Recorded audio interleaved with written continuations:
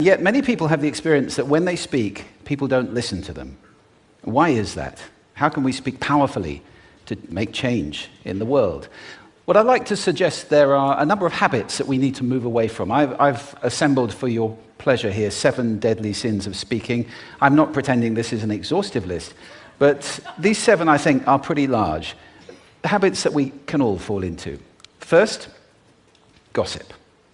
Speaking ill of somebody who's not present. Not a nice habit, and we know perfectly well the person gossiping 5 minutes later will be gossiping about us. Second, judging. We know people who are like this in conversation, and it's very hard to listen to somebody if you know that you're being judged and found wanting at the same time. Third, negativity. You can fall into this. My mother, in the last years of her life, became very, very negative, and it's hard to listen. I remember one day I said to her, "It's October the 1st today," and she said, "I know, isn't it dreadful?" It's hard to listen when somebody's that negative. And another form of negativity, complaining. Well, this is the national art of the UK. It's our national sport. We complain about the weather, about sport, about politics, about everything. But actually, complaining is viral misery. It's not spreading sunshine and lightness in the world. Excuses. We've all met this guy. Maybe we've all been this guy. Some people have a blame thrower.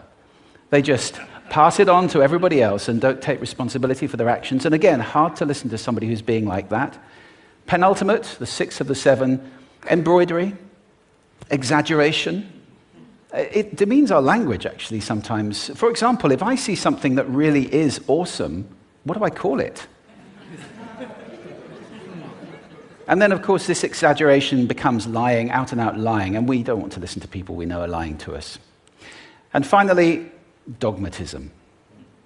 The confusion of facts with opinions.